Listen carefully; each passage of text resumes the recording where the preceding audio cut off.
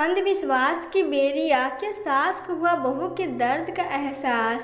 अरे पता नहीं कौन सी घड़ी थी जब मैं इस मनहूस को अपने बेटे के लिए दुल्हन बना के लाई थी। मुझे क्या पता था कि यह कमबख्त बंजर जमीन है। अरे एक से एक बढ़कर लड़की का रिश्ता आया था। भला बता, 5 साल हो गए इंतजार करते हुए, बच्चा न पैदा कर सकी। बाँच कहीं कि मेरी सास लगातार बड़बड़ाए जा रही थी। उनके जहरीले शब्द पिघले शीशे की तरह मेरे कानों में पड़ रहे थे।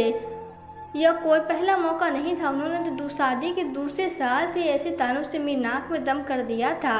सब उनके इकलौते बेटे और मेरे पति थे। मेरे ससुर बहुत पहले गुजर चुके थे। घर में पति और सास के अलावा कोई ना था। मेरी सास को पोते की बहुत ख्वाहिश थी। वह चाहती थी कि जैसे भी हो मैं उन्हें एक पोता दे दूं। मैं 2 बार लेडी डॉक्टर से अपना चेकअप करवा चुकी थी। मैं हर तरह से सेहतमंद थी। समझा बुझा कर श्रावण को भी डॉक्टर के पास ले गई थी। उनकी भी रिपोर्ट बिल्कुल ठीक थी। डॉक्टर ने हम दोनों को समझाया था कि आजकल ऐसे केस आम हैं, आप लोग घबराए नहीं, कुदरत जल्द ही आप पर मेहरबान होगी। डॉक्टर की ये बातें हम दोनों तो समझ चुके थे, लेकिन मेरी सास को कौन समझाता। आज उनकी काज मुझ पर ही गिरती थी। उनकी नज़रों में मैं ही मुजरिम थी। और अब तो वे यह खुलेआम कहने लगी थी कि वे जल्द ही श्रावण से मेरा तलाक करवा कर उसके लिए दूसरी बीवी लाएंगी ताकि उनके खानदान का वंश बढ़े। उनकी इन बातों से मेरा कलेजा छल्ली हो जाता। ऐसे में श्रावण मुझे तसल्ली देते, क्यों बेकार में परेशान होती हो। माँ की तो बरबराने की आदत है, आपको तो पता है। अब तो सारा दिन अपने काम में होते हैं। वे कैसे कैसे ताने देती हैं। अब तो उन्होंने सबसे यह कहना शुरू कर दिया है कि वे हमारा तलाक करवा कर आपके लिए दूसरी बीवी लाएंगी। तुम चिंता ना करो, मैं न तो तुम्हें तलाक दूंगा और न ही दूसरी शादी करूंगा, क्योंकि मैं जानता कि तुम्हें कोई कमी नहीं है। बस कुदरत हम पर मेहरबान नहीं है। एक दिन हमारे गांव में एक बाबा आया। उसके बारे में मशहूर था कि वे बेऔलाद औरतों को एक भभूत देता है, जिसे दूध में पिलाकर पीने से उन्हें औलाद हो जाती है। मुझे ऐसी बातों पर बिल्कुल यकीन नहीं था, लेकिन मेरी सास ऐसी बातों पर आंख बंद करके यकीन करती थी। उनकी जिद पे मुझे उनके साथ उन बाबा के आश्रम जाना पड़ा। बाबा 30 से 35 साल का हट्टा कट्टा आदमी था। मेरी सास ने उसके पाँव छुए और मुझे भी उसके पाँव छूने को कहा। उसके मेरे सर पे हाथ रखकर आशीर्वाद दिया। आशीर्वाद देने के बहाने उसने मेरे सर पे जिस तरह से हाथ फेरा, मुझे समझते देर न लगी कि ढोंगी होंगे। साथ साथ वो हवस के पुजारी भी हैं। उन्हें मेरी सास को आने के कारण पूछा। सास ने अपनी समस्या का जिक्र कुछ इस अंदाज में किया कि ढोंगी बाबा मुझे खा जाने वाली निगाहों से घूरने लगा। उसने मेरी आंखों को देखी, फिर किसी नतीजे पर पहुंचते हुए बोला, तुम्हारी बहू पे एक चुड़ैल का साया है, जिसकी वजह से इसे औलाद नहीं हो रही है। अगर वह चुड़ैल इसका पीछा छोड़ दे तो कुछ ही दिनों में यह गर्भ धारण कर लेगी, लेकिन इसके लिए आपको काली माँ को खुश करना पड़ेगा। काली माँ कैसे खुश होगी? मेरी सास ने उत्सुकता से पूछा। तुम्हें काली माँ की एक पूजा करनी होगी। इस पूजा के बाद हम तुम्हारी बहू को एक भभूत देंगे। इसे भभूत अमावस की रात में 12 बजे के बाद हमारे आश्रम में अकेले आकर अपने साथ लाए दूध से मिलाकर हमारे सामने पीनी होगी। उसके बाद इससे चुड़ैल का साया हमेशा हमेशा के लिए दूर हो जाएगा। बाबा जी, इस पूजा में कितना खर्च आएगा? ज़्यादा नहीं, 7 से 8 हज़ार रुपये। मेरी सास ने मेरी तरफ ऐसे देखा मानो पूछ रही हो कि मैं इतना रकम का इंतजाम कर सकती हूँ। मैंने नज़रें फेर ली और ढोंगी बाबा से पूछा, बाबा इस बात की क्या गारंटी है कि आप ये भभूत से मुझे औलाद हो ही जाएगी? ढोंगी बाबा के चेहरे पे फौरन नाखुशी के भाव आए।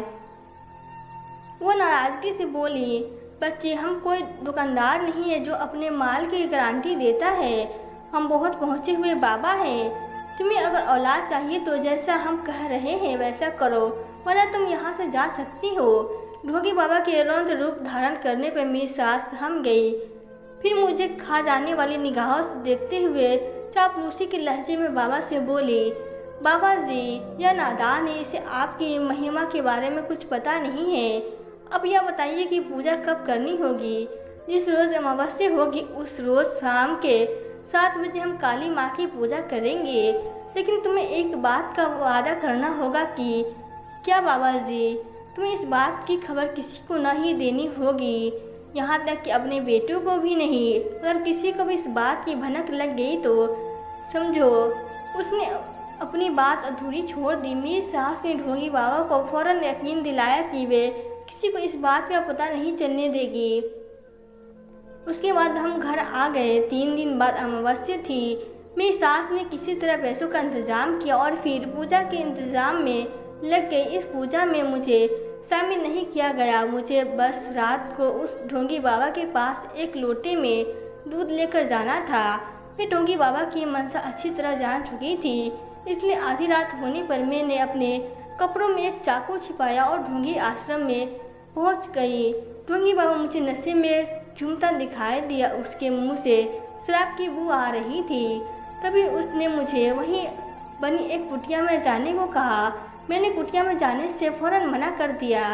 इस पर उसकी भाव तन गई। वो धमकी देने लगा, अंदाज में बोला, मुझे औलाद चाहिए या नहीं।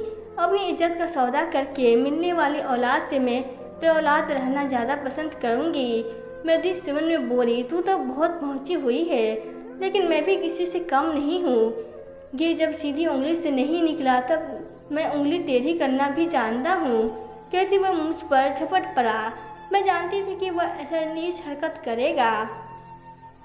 अतः तुरंत चाकू निकाला और उसके गर्दन पर लगाकर दहाड़ी। तुम जैसे ढोंगी बाबा की सच्चाई अच्छी तरह जानती हूँ। तुम भली भांति जानता हो कि अपनी चिकनी चुपड़ी बातों में न केवल लूटते हो बल्कि औरतों की इज्जत से भी खेलती हो।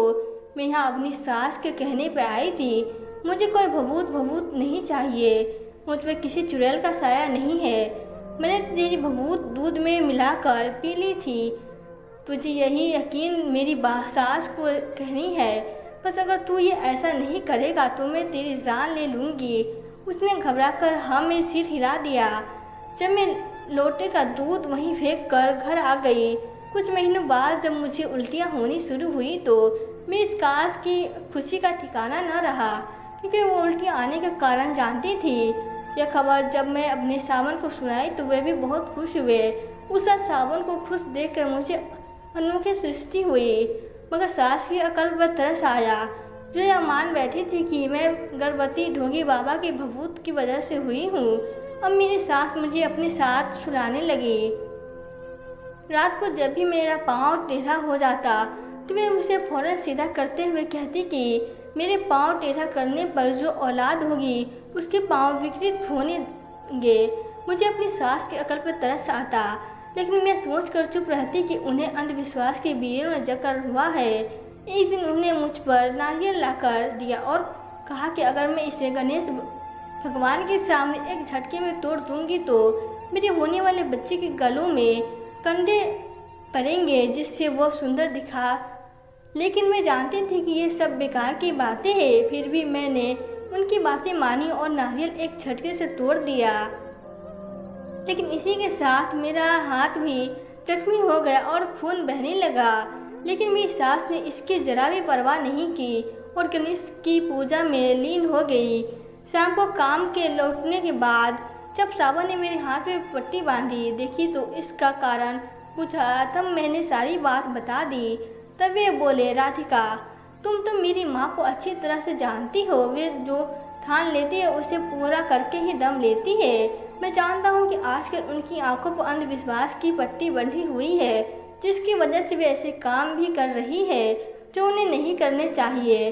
तुम मन मार के उनकी सारी बातें मानती रहो, वरना कल वो कुछ ऊंच नीच हो गई तो वे तुम्हारा जीना हराम कर देगी।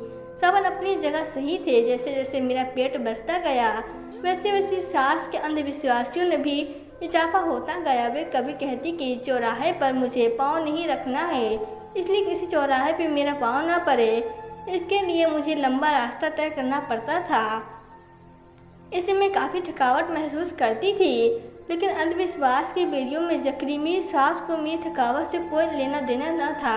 8वां महीना लगने पर वो मेरी सास ने मेरा घर से निकलना ही बंद कर दिया और सख्त हिदायत दी कि मुझे न तो अपने मायके जाना है और न ही जलती होली देखनी है। उन्हीं दिनों मेरे पिताजी की तबीयत अचानक खराब हो गई। वे बेहोशी की हालत में मुझसे मिलने की गुहार लगाए जा रहे थे। लेकिन अंधविश्वास में जकड़ी मेरी सास ने मुझे मायके नहीं जाने दिया। इससे पिता के मन में हमेशा के लिए यह बात बैठ गई कि उनकी बेटी उनकी बीमार होने पर भी देखने नहीं आई। उन्हीं दिनों होली का त्यौहार था। हर साल मैं होलिका दहन करती थी, लेकिन मेरी सास ने मुझे होलिका जलाना तो दूर उसे देखने के लिए भी मना कर दिया था। मेरे बच्चा पैदा होने से कुछ दिन पहले मेरी सास मेरे लिए उसी ढोंगी बाबा के भभूत लेकर आए और उसे मुझे दूध में मिलाकर पीने के लिए कहा। मैंने कारण पूछा तो उन्होंने कहा कि मैं ऐसा करूँगी तो मुझे बेटा पैदा होगा। अपनी सास की अकल पर मुझे एक बार फिर तरस आया। मैंने उनका विरोध करते हुए कहा, माँ जी, मैंने आपकी सारी बातें मानी, लेकिन आपकी यह बात नहीं मानूंगी। क्योंकि सास की भवे तन गई, क्योंकि अगर भभूत किसी वैसी चीज़ की बनी होगी तो उनसे मेरे होने वाले बच्चे की सेहत पर बुरा असर पड़ेगा। अगर भूल गई कि इसी भभूत की वजह से तो गर्भवती हुई है। उनके लाख कहने पर भी मैंने जब भभूत का सेवन करने से मना कर दिया तो ना जाने क्या सोच कर भी चुप हो गई। कुछ दिनों बाद जब मेरी डिलीवरी होने वाली थी तब मेरी सास ने मेरे पास आई और बड़े प्यार से बोली, बहू देखना, तुम लड़की को ही जन्म दोगी। मैंने वजह पूछी तो वे राज खोलती हुई बोली, बहू तुमने तो बाबा जी के भभूत लेने से मना कर दिया था, लेकिन उन पहुँचे बाबा जी का कहा मैं भला कैसे टाल सकती थी, इसलिए मैंने तुझे वह भभूत खाने में मिलाकर देनी शुरू कर दी थी। यह सुनते ही मेरी कांटों तो खून नहीं जैसी हालत हो गई। मैं कुछ कह पाती उससे पहले ही मुझे अपनी आंखों के सामने अंधेरा छाता दिखाई देने लगा। फिर मुझे किसी चीज़ की सूझ नहीं थी और मैं बेहोश हो गई। होश पर आने से मुझे पता चला कि मैंने एक मरे बच्चे को जन्म दिया था। डोगी बाबा ने मुझ पे बदला लेने के लिए उस भभूत में रखिया जहर मिला दिया था। रखिया जहर के कारण मैंने सुना था कि यह जहर धीरे धीरे असर करता है। एक दो बार बड़ों को देने पर यह कोई नुकसान नहीं पहुंचता, लेकिन छोटे बच्चों पर यह तुरंत अपना असर दिखाता है। इसी वजह से मैंने हमारा बच्चा पैदा किया था। तभी ढोंगी बाबा के बारे में मुझे पता चला कि वो अपना डेरा उठाकर कहीं भाग गया है। मैंने सावन को हकीकत से वाकिफ किया तो वो उसने अपनी माँ को आड़े हाथों लिया। तब मेरी सास चाप के भर हम दोनों को बोली, बेटी मैं तुम्हारी गुनहगार हूँ। पोते की चाह में मैंने खुद को अंधविश्वास की बेड़ियों में हवाले कर दिया था। इन बेड़ियों की वजह से मैंने जाने अनजाने में जो गुनाह किया है उसकी सज़ा तुम मुझे दे सकती हो। मैं उफ तक नहीं करूँगी मैं अपनी सास को क्या सज़ा देती। मैंने उन अंधविश्वास की इजाज़त देने को कहा। वे फौरन मान गई। इसके बाद उन्होंने अपने मन से अंधविश्वास की जहरीली बेल को कभी फूलने फलने नहीं दिया। 1 साल बाद मैंने फिर से गर्भ धारण किया। 2 स्वस्थ जुड़वा बच्चों को जन्म दिया। मेरी सास मेरी खुशी के पागल हो गई। उन्होंने सारे गांव में सबसे कहना कि वे अंधविश्वास के चक्कर में न पड़े, क्योंकि अंधविश्वास बिना झूठ की तलवार है जो चलने वाले को भी घायल करती है। तो दोस्तों, आपको यह कहानी कैसी लगी? अगर कहानी अच्छी लगी हो तो वीडियो को लाइक शेयर और सब्सक्राइब जरूर करें। Thank you.